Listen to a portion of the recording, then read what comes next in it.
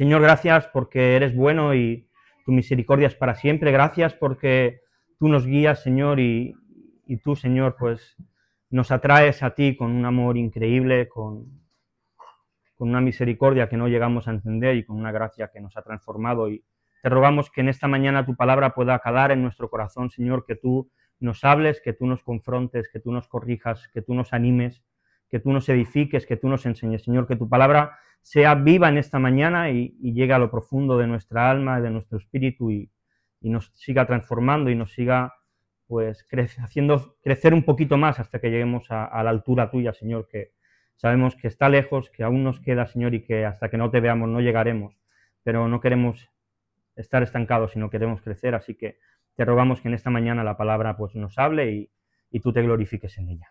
Amén. Amén. Hoy cada uno de nosotros hemos sido testigos, no solo testigos, sino parte de un pacto que hemos hecho con Gerson y Jocelyn. Como hemos dicho, ellos se han comprometido delante nuestro a criar a Emma pues, en la fe, y nosotros nos hemos comprometido a acompañarles y ayudarles en todo lo que podamos. Pero sabéis, y no quiero desanimaros, pero lo más probable es que tanto ellos como nosotros en algún momento rompamos este pacto. Porque somos personas y somos pecadores y nos equivocamos y hacemos mal las cosas, pero lo importante es que cuando lo rompamos, ya sean ellos o seamos nosotros, lo volvamos a retomar y volvamos pues a ir por este camino. Y siguiendo en la serie de Hebreos que he titulado, como sabéis, Jesús, la confirmación del nuevo pacto, hoy precisamente quiero hablaros de dos pactos distintos que encontramos en el texto que vamos a ver, y que son distintos pero a la vez necesarios. Así que si queréis vamos a leer juntos en Hebreos capítulo 9, los versículos del 1 al 23. Hebreos 9, del 1 al 23. Es un texto un poquito largo, pero lo leeremos juntos y así os aseguráis que no os engaño, que no me invento nada.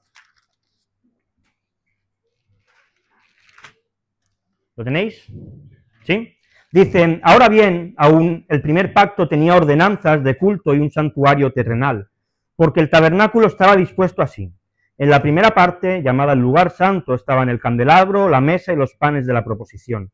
Tras el segundo velo estaba la parte del tabernáculo, llamada el lugar santísimo, el cual tenía un incensario de oro y el arca del pacto cubierta de oro por todas partes, en la que estaba una urna de oro que contenía el maná, la vara de Aarón que reverdeció y las tablas del pacto, y sobre ella los querubines de gloria que cubrían el propiciatorio, de las cuales cosas no se puede ahora hablar en detalle. Y así dispuestas estas cosas, en la primera parte del tabernáculo entran los sacerdotes continuamente para cumplir los oficios del culto, pero en la segunda parte, solo el sumo sacerdote una vez al año, no sin sangre, la cual ofrece por sí mismo y por los pecados de ignorancia del pueblo, dando el Espíritu Santo a entender con esto que aún no se había manifestado el camino al lugar santísimo, entre tanto que la primera parte del tabernáculo estuviese en pie, lo cual es símbolo para el tiempo presente, según el cual se presentan ofrendas y sacrificios que no pueden hacer perfecto en cuanto a la conciencia al que practica ese culto, ya que consiste solo de comidas y bebidas de diversas abluciones y ordenanzas acerca de la carne impuestas hasta el tiempo de reformar las cosas. Pero estando ya presente Cristo, sumo sacerdote de los bienes venideros, por el más amplio y más perfecto tabernáculo, no hecho de manos, es decir, no de esta creación, y no por sangre de machos cabríos ni becerros, sino por su propia sangre, entró una vez para siempre en el lugar santísimo, habiendo obtenido eterna redención. Porque si la sangre de los toros y de los machos cabríos y las cenizas de la becerra rociadas a los inmundos santifican para la purificación de la carne, cuánto más la sangre de Cristo, el cual mediante el Espíritu eterno se ofreció a sí mismo sin mancha a Dios, limpiará vuestras conciencias de obras muertas para que sirváis al Dios vivo. Así que por esto es mediador de un nuevo pacto, para que interviniendo la muerte para remisión de las transgresiones que había bajo el primer pacto, los llamados reciban la promesa de la herencia eterna. Porque donde hay testamento es necesario que intervenga muerte del testador. Porque el testamento con la muerte se confirma, pues no es válido entre tanto que el testador vive. Donde ni aun el primer pacto fue instituido sin sangre. Porque habiendo anunciado Moisés todos los mandamientos de la ley a todo el pueblo, tomó la sangre de los becerros y de los machos cabríos con agua, lana escarlata e hisopo, y roció el mismo libro y también a todo el pueblo, diciendo: esta es la sangre del pacto que Dios os ha mandado. Y además de esto, roció también con la sangre el tabernáculo y todos los vasos del ministerio. Y casi todo es purificado según la ley con sangre, y sin derramamiento de sangre no se hace remisión. Amén. Mirad, en esta mañana me gustaría desarrollar dos ideas. La primera, cuál es la esencia del primer pacto, y luego cómo ese pacto ha sido renovado. Y si nos adentramos en los 10 primeros versículos, nos hablan cuál era la esencia que ese primer pacto tenía. Los versículos del 1 al 5 lo que nos hacen es ponernos en los pies del sumo sacerdote. El sumo sacerdote o el sacerdote, estando en el patio, entraba en el lugar santo. Y allí se encontraba 3 objetos. Por un lado se encontraba el candelabro, por otro lado se encontraba la mesa y por otro lado los panes de la proposición. El mensaje que el sacerdote tenía cuando entraba y era muy claro: Dios es quien alumbra y Dios es quien provee a Israel. Pero dentro del lugar santo el sumo sacerdote tenía un velo, una tela delante de él, que lo separaba del lugar santísimo. Y si seguimos en los pies del sumo sacerdote, al apartar ese velo y al entrar en el lugar santísimo, allí había un recipiente de oro donde se quemaba el incienso. Y además estaba el arca del pacto, que era una caja de madera cubierta de una tapa de oro con unos querubines encima, que era el propiciatorio, y había unas argollas que se usaban para poder trasladarla, porque el arca nadie la podía tocar, de lo contrario morirían. Y dentro de este arca se guardaban 3 cosas: el maná de cuando Israel estuvo en el desierto, las tablas del pacto y la vara de Aarón que había dado flor. ¿Y qué encontraba el sumo sacerdote al ver esto? Que Dios había sido fiel con Israel en todo su peregrinar del desierto. Y como dice el autor de la carta, y nos pasa a nosotros lo mismo, no tenemos ahora tiempo de hablar en detalle de todo esto, casi cada elemento nos serviría para hacer una predicación, pero no tenemos tiempo ahora. Pero sí que hay algo importante: todo lo que había en el lugar santo y todo lo que había en el lugar santísimo tenía un sentido. Y cuando el sumo sacerdote o el sacerdote lo veía, le recordaba que Dios había sido fiel y que Dios había sido bueno con ellos. Y creo que uno de los problemas que hoy tenemos como cristianos es que se nos olvida demasiado rápido lo que Dios hace. Dios hace algo y rápidamente se nos va de la cabeza. Mirad, en el Antiguo Testamento vemos un montón de ejemplos que cuando Dios hacía algo, ¿ellos qué hacían? Solían coger piedras y hacían un monumento, hacían un altar, y eso se quedaba ahí, de manera que cualquiera que pasara por allí sabía que había algún Dios que había hecho algo. Obviamente si pasaban los judíos sabían que había sido su Dios el que había obrado. Y creo que hoy necesitamos también hacer cosas físicas que nos recuerden cuando Dios obra. Hacer cosas en nuestra casa, no lo sé, pon un cuadro que cada vez que lo veas te recuerde que Dios te sanó. Pon una cuerda en la puerta que cada vez que la veas recuerdes que Dios te proveyó. Hacer cosas físicas que nos hagan recordar visualmente que Dios ha sido bueno con nosotros, porque se nos olvida tantas veces. Y necesitamos hacer cosas para que no olvidemos nunca que Dios ha sido bueno con nosotros. Porque se nos olvida. ¿Cuántas veces pedimos oración, Dios obra y no somos capaces ni de decir a la iglesia para que dé gracias? Se nos olvida que Dios ha sido bueno con nosotros. Y claro, si Dios ha hecho un super milagro en tu vida, eso no se te olvida. Pero de las pequeñas cosas sí. Y qué bueno es que en nuestras casas hagamos cosas que cuando la veas digas: Dios hizo esto. Que cuando veas otra cosa, Dios hizo aquello. Y que de alguna manera levantemos esos altares, esos monumentos, no para adorarlos a ellos, obviamente, pero sí para que nos recuerden que Dios ha estado a nuestro lado. Los elementos del lugar santo y lugar santísimo servían para eso. Levantemos cosas visuales, ponte un anillo, haz lo que quieras, pero pongamos cosas que nos recuerden que Dios ha sido bueno. Y habiendo visto la distribución del lugar donde se llevaba el primer pacto, vamos a ver su liturgia, porque había una liturgia también. Los versículos del 6 al 8 explican cómo los sacerdotes entraban diariamente al lugar santo para ofrecer sacrificios y para ofrecer la liturgia del culto a Dios que Dios les había dicho que tenían que tener. Y en el lugar santísimo, únicamente una vez al año el sumo sacerdote podía entrar. ¿Sabéis lo que pasaba si el sumo sacerdote no entraba ese día y entraba otro? Que moría. ¿Sí? Dios dejó una liturgia muy clara. Al lugar santísimo una vez al año. En el lugar santo todos los días, pero de la manera que Dios dijo. Y si nos damos cuenta, la liturgia era muy importante en el tabernáculo. A veces pensamos que la liturgia es un invento humano, pero la liturgia la inventó Dios. La liturgia quiere decir hacer cosas de manera repetida, de manera que eso glorifique a Dios. Y yo imagino que todos lo sabéis, pero si no os lo digo, el ser humano para crear un hábito necesita repetir algo 28 días seguidos. Dios nos ha creado con la necesidad de repetir las cosas para adquirirlo como hábitos. Así que la liturgia es algo bueno y es algo que Dios ha creado. Mirad, la liturgia al final es el orden en el cual los sacerdotes hacían su labor. Y nosotros tenemos también nuestra liturgia. Y a veces puede parecer que la liturgia es un freno al Espíritu Santo, pero no es verdad. ¿Sabéis? Si el sumo sacerdote quisiese cambiar la liturgia que Dios le dio, moría. Si un sacerdote cambiaba la liturgia y aceptaba animales que tenían defecto, no servía ese sacrificio. Así que a Dios, si le importaba la liturgia del Antiguo Testamento, también le importa nuestra liturgia. Obviamente, y esto también es importante, no tenemos que ser esclavos de la liturgia. La liturgia es algo que nos tiene que servir y ser útil, pero no tiene que esclavizarnos. Ahora bien, ¿para qué sirve la liturgia? Mirad, sirve para varias cosas. Lo primero, la liturgia sirve para tener una adoración ordenada. La liturgia sirve para expresar una reverencia y respeto a Dios. La liturgia sirve para guiarnos como congregación, para unirnos a participar juntos de lo mismo. Y la liturgia sirve para enfatizar la palabra de Dios y la Santa Cena cuando la tomamos, como ejes centrales de nuestro culto. Te voy a poner un ejemplo. Imagínate que vas a una iglesia donde su liturgia es una bienvenida, 1 hora y cuarto de alabanza, una predicación de 20 minutos, la ofrenda y el final del culto.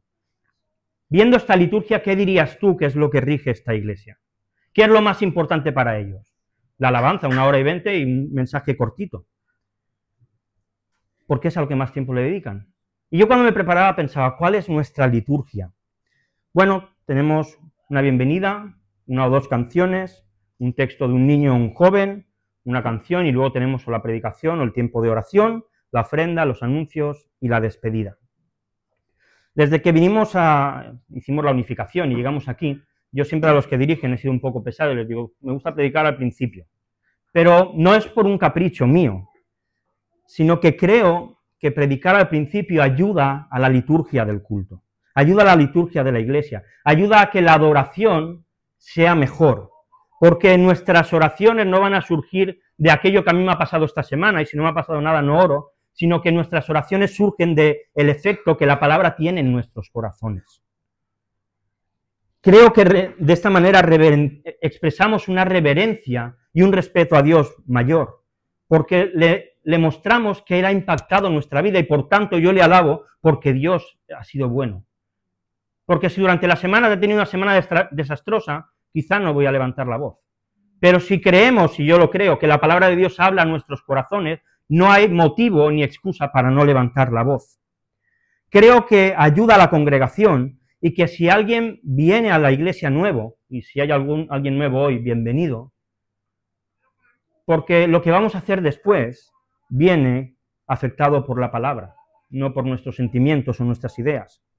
Nos une porque nuestra oración se basa en aquello que Dios nos ha hablado y creo que de esta manera ponemos un énfasis mayor en la palabra que en la música. La música está bien. Hay un podcast que escucho y el capítulo de esta semana se llama La música es buena, pero Jesús es mejor. La música es buena, pero Jesús es mejor. Con esto no estoy diciendo que predicar después de la oración o de la música esté mal, no pasa nada, está bien hacerlo, pero creo que hacerlo antes es más beneficioso para cada uno de nosotros. Pero alguno quizás está pensando, bueno Ángel, pero es que esto de la liturgia es tan cuadriculado, aquí no dejas espacio a que Dios obre de ninguna manera. Mirad, el primer lugar con el cual Dios trata con nosotros, ¿cuál es? Por medio de la palabra. Por medio de la palabra. ¿Por qué estás aquí? Porque Dios por medio de su palabra te habló. Y si no, necesitas arrepentirte. Porque lo que nos transforma es el Evangelio. Y por supuesto que en las canciones debe haber Evangelio también. Pero principalmente es la palabra. Por tanto, si la abrimos al principio, lo que estamos diciendo es Dios empieza a tratar con nosotros. empieza a hablar a nuestra vida, confróntanos con lo que haya que cambiar. Pero claro, y es que no es blanco-negro. Luego el que dirige tiene que tener la sensibilidad de saber si después de la predicación tiene que haber un tiempo de silencio, si después de la predicación tiene que haber un tiempo de cantar o no cantar o orar directamente. Quienes dirigen la alabanza tienen también un papel muy importante en la liturgia, porque tienen que saber cuando hay un silencio, si entra una canción, es un silencio en el cual el Espíritu Santo está trabajando y hay que dejar que trabaje. Tienen un papel importante porque tienen que escoger qué canciones cantamos. Hoy hemos cantado la primera canción, Canta. Es una canción ideal para empezar el culto, pero sería una canción terrible para acabarlo. Hay canciones que invitan a orar más y otras que sirven para acabar un tiempo de oración. No tendría sentido, por ejemplo, acabar una reunión cantando Ven, es hora de adorarle. ¿No? Sería un poco ilógico. Hay canciones que nos invitan a alabar más, hay canciones que nos invitan a rendirnos más. En función de la predicación, quienes dirigen la alabanza tienen también una responsabilidad grande. La liturgia es una ayuda y es muy útil, pero como todo hay que saber usarlo. Pero tengo muy claro que Dios es más honrado en una iglesia que tiene una liturgia clara que en una que cada semana pasa una cosa distinta y parece un parque de atracciones. Lo tengo clarísimo. ¿Nos tiene que esclavizar? No. ¿Tenemos que ayudarnos de la liturgia? Sí. Y es algo bueno porque si Dios la dio en el Antiguo Testamento y si en la iglesia primitiva se predicaba la palabra, se cantaban himnos espirituales y si además se oraba, pues es lo que nosotros hacemos. Algunos quieren inventar la rueda. ¿Por qué? Si Dios ha dejado claro cuál es. Es importante. Y ahora volviendo al texto, el versículo 8 nos da la clave de por qué es tan importante la liturgia en el tabernáculo. Dice, dando el Espíritu Santo a entender con esto que aún no se había manifestado el camino al lugar santísimo, entre tanto que la primera parte del tabernáculo estuviese en pie. Y es que hasta este momento el lugar santísimo estaba cerrado. Solamente el sumo sacerdote una vez al año podía entrar. Y mientras el lugar santo estuviese operativo, el lugar santísimo no íbamos a poder entrar. Mirad, el velo del lugar santísimo, yo no sé si tú sabes cómo es. Yo me imaginaba una tela finita y medio transparente que se veía lo de dentro, ¿no? Pensaba en el velo de una novia, pero no era así. Mira, el velo del templo era una tela de 20 metros de alto y de 10 centímetros de grosor. Hay un historiador llamado Giuseppe Flavio que decía que si cogieses 2 caballos y los conectases a cada uno y corriesen, no serían capaces de partirlo. Eso era inquebrantable, era irrompible. Pero mirad, Mateo 27, 50-51 nos explica cómo Jesús abrió la puerta al lugar santísimo para nosotros. Mas Jesús, habiendo otra vez clamado a gran voz, entregó el Espíritu. Y he aquí el velo del templo se rasgó en 2, de arriba a abajo. Si lo hubiese roto un hombre sería de abajo a arriba, cortaría de abajo para arriba, pero de arriba a abajo era Dios el que lo estaba abriendo. Y la tierra tembló y las rocas se partieron. Mira, la muerte de Jesús nos abre el lugar santísimo para que tú y yo podamos entrar dentro de él. Y él a la cabeza, él liderándonos, él guiándonos. Abre la puerta a que podamos acercarnos con confianza al trono de la gracia. Para que podamos ir a hablar con Dios sin intermediarios, sin ningún cura, sin nadie a quien pedirle perdón para que nos perdone, directamente al trono de la gracia. El primer pacto hacía inalcanzable la presencia de Dios. Nadie podía estar en su presencia. El nuevo nos introduce a que la presencia de Dios esté en nosotros cada día de nuestra vida, en cada lugar en el que estemos. Y esto es increíble. Solamente a través de Jesús. ¿Sabes? Mira, Dios no es un Dios que está lejos. Dios no es un Dios que está allí en un monte mirando, esperando a ver cuándo la cagas para tirarte un rayo y destruirte. No, no es así. Él ha abierto la puerta para que te puedas acercar a su presencia, para que puedas hablar con Él. Cristo nos ha acercado y hoy tienes la oportunidad de acercarte a Jesús si no crees en Él. Y me dirás, ¿cómo hago eso? Bueno, yo te lo explico. Igual que tú, yo soy una persona muy mala. De todos los que estamos aquí, yo soy el peor. Si conociesen mi corazón.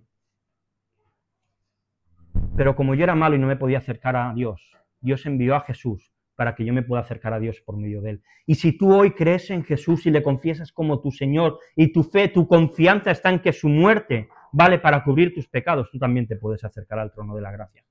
Tú también puedes hablar con Dios. Así que no pierdas la oportunidad en esta mañana. La mayoría de los que estamos aquí ya lo hemos hecho y tenemos algo que ahora hablaremos, asegurado, la vida eterna. No pierdas la oportunidad, por favor. El día que llegue al cielo quiero verte allí. No pierdas la oportunidad. Pero, ¿por qué hacerlo de esta manera? Podríamos preguntarnos. Mirad, los versículos 9 y 10 nos lo explican y usando la traducción al lenguaje actual dice, todo esto se hizo así para mostrarnos lo que ahora es más importante. No podemos sentirnos perdonados solo por haber ofrecido ofrendas y sacrificios en el culto. Todo esto son reglas que tienen que ver con comidas, bebidas y ceremonias de purificación que nos preparan para el culto. Las reglas indican lo que se debe hacer, pero no nos ayudan a cambiar nuestra manera de vivir. Estas reglas sirven solo mientras Dios no las cambie por algo mejor. Es decir, la distribución del tabernáculo y la liturgia que había no servían para perdonar a nadie, no servían para que nadie fuese aceptable delante de Dios. Ningún sacrificio que se hizo en el tabernáculo servía para perdonar pecados, ningún ritual de purificación o ninguna ley servía para que nadie se pudiese salvar, pero sí que eran capaces de por medio de ellas que las personas se pudiesen acercar a Dios. ¿Hasta cuándo? Hasta que Dios mandase algo mejor. ¿Y qué es ese algo mejor? Jesucristo, porque Él trae la renovación del pacto que Dios había hecho. Y la aparición de Cristo, es decir, el Hijo de Dios que viene a la tierra y muere y resucita, lo que hace es inaugurar un nuevo pacto y nos lleva al segundo punto que vamos a tratar ahora, la renovación del nuevo pacto. Dice el versículo 11, pero estando ya presente Cristo, sumo sacerdote de los bienes venideros, no de los actuales, de los venideros, por el más amplio y más perfecto tabernáculo, no hecho de manos, es decir, no de esta creación. Si comparamos lo que se nos dice aquí de Cristo, vemos claramente que hay una renovación. El sumo sacerdote llevaba a cabo su tarea, su misión, con temor y con temblor, podríamos decir. Para poder hacerlo tenía que tener un temor reverencial a Dios, para poder hacerlo correctamente. Si él lo hacía bien, Dios bendecía al pueblo. Si él lo hacía mal, Dios maldecía al pueblo. Tenía una labor súper importante. Y Cristo sirve también en el verdadero tabernáculo, pero es un tabernáculo que no ha sido hecho con manos humanas. No es como nuestra iglesia, no tiene unas paredes de ladrillos que alguien ha construido. Es el verdadero y el celestial, es un tabernáculo perfecto. Y Cristo es el sumo sacerdote de los bienes venideros. Es decir, Cristo no solo te asegura bendiciones en esta vida, Jesús nos asegura bendiciones después de la muerte. Cuando tú y yo muramos, si tú eres hijo de Dios, si tú has puesto tu fe en Jesús, Jesús te asegura bendiciones después de esta vida. ¿Cuántas veces vivimos obsesionados con lo que tenemos aquí? Si vamos a estar 80, 90 años, como mucho, a mí ya 90 años lo veo lejos, se me hace largo. 70, 80 yo creo que está bien. Pero, ¿cuántas veces vivimos con la obsesión y saber lo que pasa? Que no encontramos consuelo en esta vida. Quiero una mejor casa, un mejor coche, no sé qué, no sé cuánto.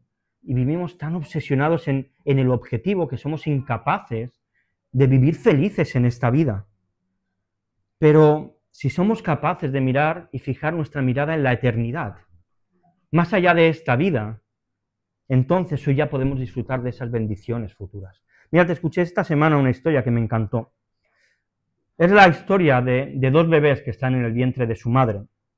Y el uno se gira al otro y dice, oye, ¿tú crees que habrá algo después del parto? El otro le responde, seguro que hay algo después del parto. Quizás solo estamos aquí para prepararnos para lo que viene después. Y el primero le dice, vaya chorrada estás diciendo. Es imposible que después del parto haya algo. ¿Qué tipo de vida habría después del parto? Y el otro le dice, pues no lo sé. Dice, pero yo creo que seguro que tenemos más luz que aquí. Que quizá con nuestras piernas podamos caminar. Que comeremos con nuestra boca en vez de con este cordón que tenemos. Y que tenemos otros sentidos que no podemos llegar a entender. Y el primero le mira y dice, lo que estás diciendo es ridículo. Caminar con estas piernas es imposible, ¿no lo ves? Y comer con la boca, eso es absurdo si tenemos este cordón que nos alimenta cada día y nos da todo lo que necesitamos. Está demostrado científicamente que este cordón nos da nutrición y nos da todo lo que necesitamos para vivir. Además, es un cordón demasiado corto para caminar y hacer otras cosas, es imposible.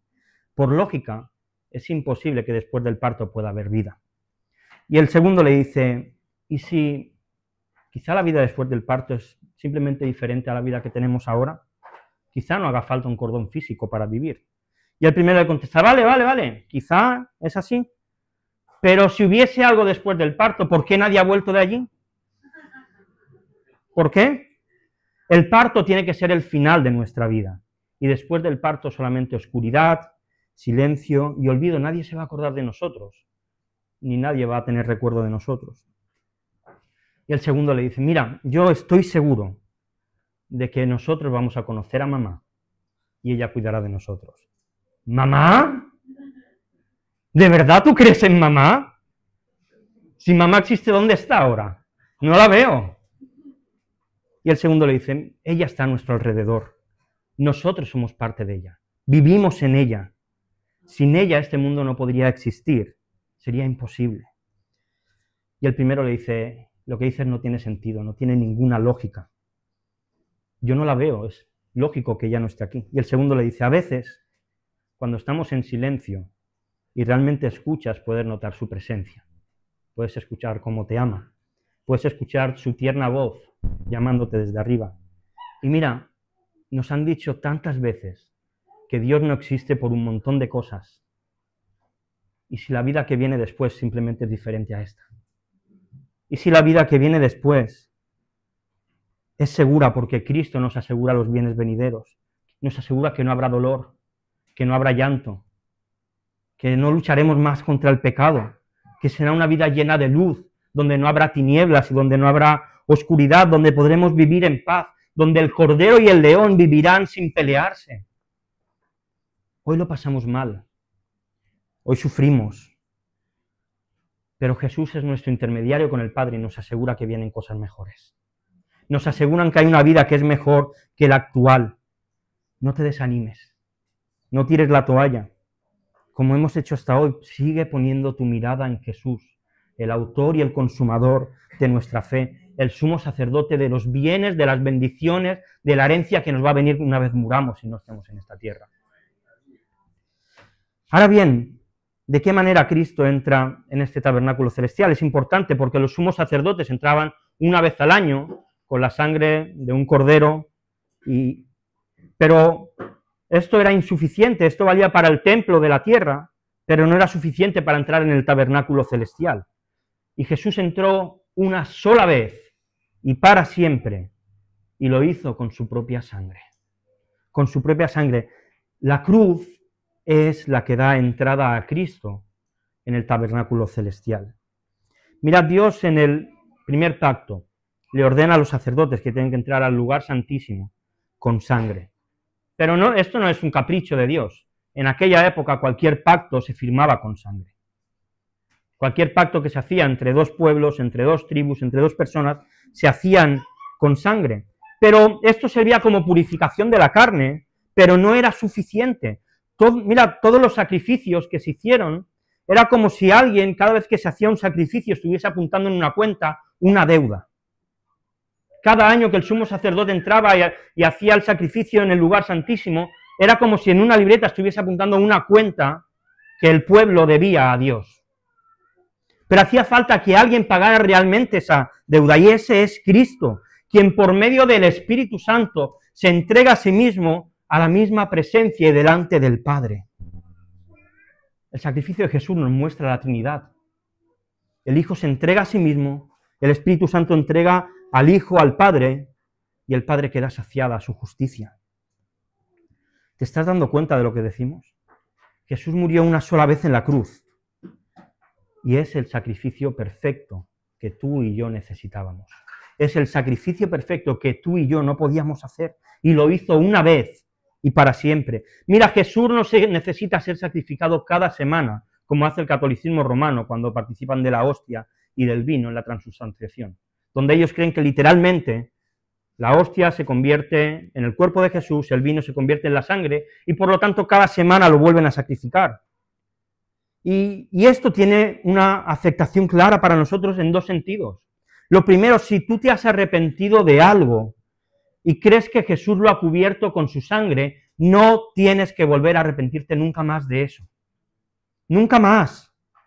Porque como dice el versículo 14, la sangre de Cristo limpia nuestras conciencias, nuestra conciencia, eso que nos sentimos mal, de obras muertas, para que sirvamos al Dios vivo. Es decir, la fe en Jesús es incompatible con querer hacer cosas para ganarnos el favor de Dios.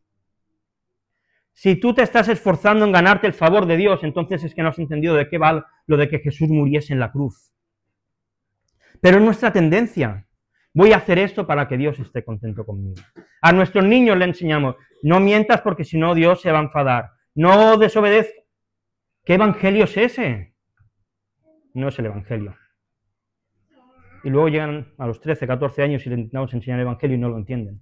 Claro, porque durante toda su vida le hemos enseñado otra cosa. Que tienen que hacer cosas buenas para que Dios les perdone. Lo que tenemos que enseñarles es que Dios, siempre que ellos se acerquen arrepentidos, Dios les va a perdonar, porque Jesús murió en la cruz. ¿Se entiende la diferencia? Lo que el autor de Hebreos está diciendo es que lo que Jesús ha hecho es suficiente para que Dios esté contento contigo y conmigo. Y esto es increíble. Pero no solo esto también afecta a nuestras relaciones. Supongamos que todos los que estamos aquí somos hijos de Dios. Te voy a invitar a algo que a veces hago. Mira a tu alrededor, lo guapos que estáis. Miraos, miraos. Si le quieres decir a alguno que está guapo, también se lo puedes decir.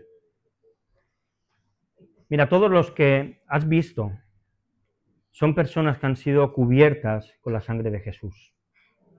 Son personas a las que Dios ha perdonado sus pecados. ¿Y sabes lo que significa eso? Que si tú tienes un problema con alguien de los que está aquí, la única opción es el perdón. No me cuentes historias de es que me hizo, es que... La única opción es el perdón.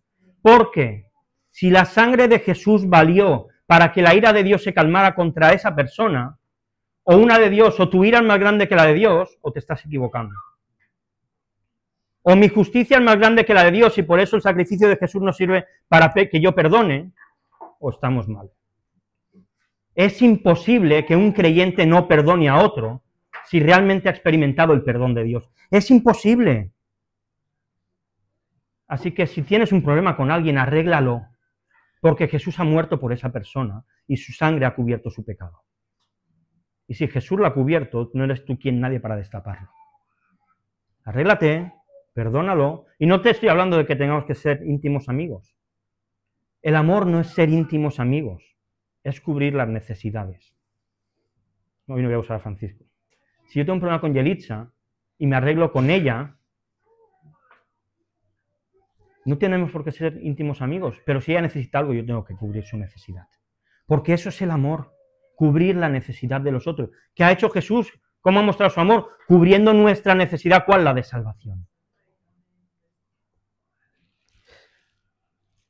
Y para poner el foco en la importancia que tiene la muerte de Jesús en la instauración del nuevo pacto, necesitamos mirar cuál es la importancia de su muerte. Y lo vemos en los versículos 15 al 17, hablando del testamento. Dice, así que, por eso el mediador de un nuevo pacto, para que interviniendo muerte para la remisión de las transgresiones que había bajo el primer pacto, los llamados reciban la promesa de la herencia eterna.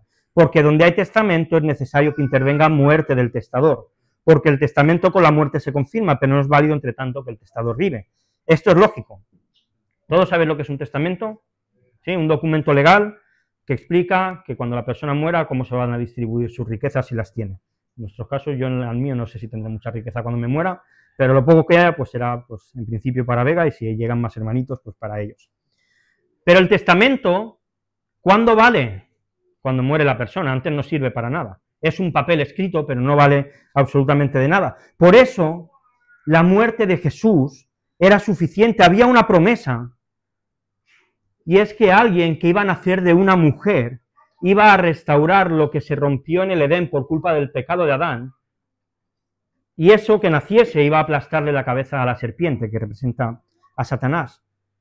Este es un testamento que promete cosas mejores. ¿Qué promete un testamento humano?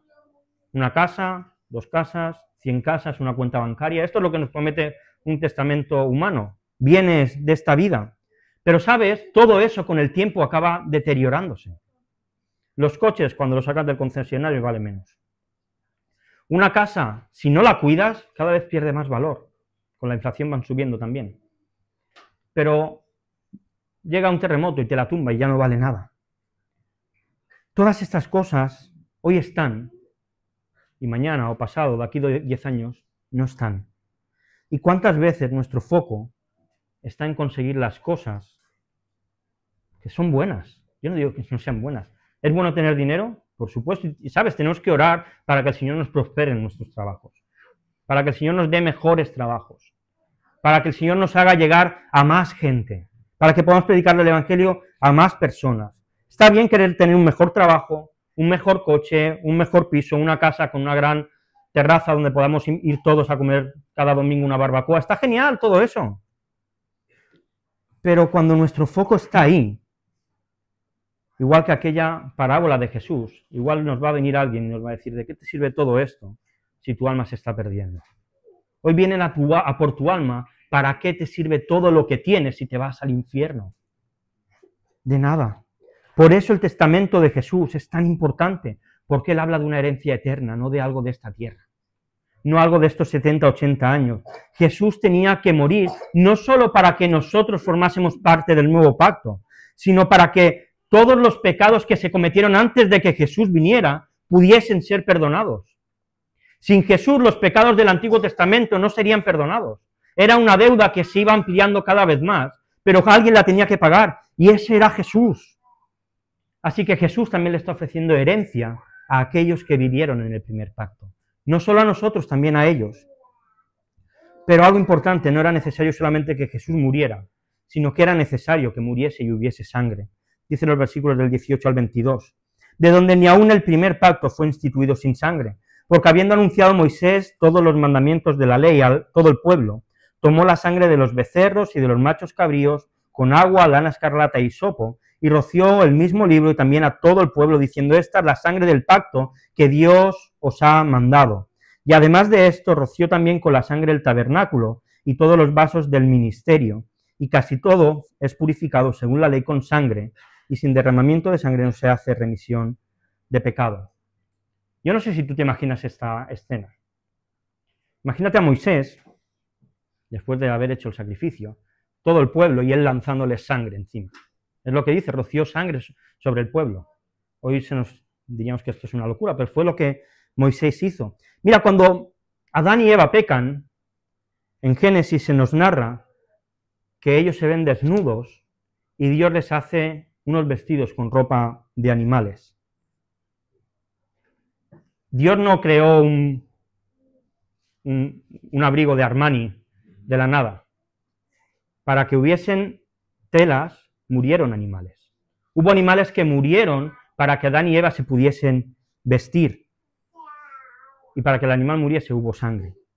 Y cuando Dios le da la ley a Moisés, en Éxodo 24, del 6 al 8, mirad, dice, y Moisés tomó de la sangre y la puso en tazones, y esparció la otra mitad sobre el altar, y tomó el libro del pacto y lo leyó a oídos del pueblo, el cual dijo, haremos todas las cosas que Jehová ha dicho y obedeceremos. Entonces Moisés tomó la sangre y roció sobre el pueblo y dijo, he aquí la sangre del pacto que Jehová ha hecho con vosotros sobre todas estas cosas. Dios hizo un pacto con Israel. ¿Y con qué lo selló? Con sangre. Esto es lo que le daba validez. Y si recordamos las palabras de Jesús en la última cena, Mateo 26, 27, 28, dice, y tomando la copa y habiendo dado gracias, les dio diciendo, bebed de ella todos, porque esto es mi sangre del nuevo pacto, que por muchos es derramada para remisión de los pecados. La sangre en la Biblia simboliza vida. Por eso en la ley está prohibido comer sangre, porque simbolizaba comer vida. La sangre de Jesús fue derramada al suelo y esto lo que simboliza es que la vida de Jesús fue derramada para que nosotros pudiésemos formar parte del nuevo pacto de Dios. Mira, Jesús no solamente era alguien bueno, Jesús no solamente era alguien que tenía buenas intenciones o alguien que sabía mucho de las Escrituras.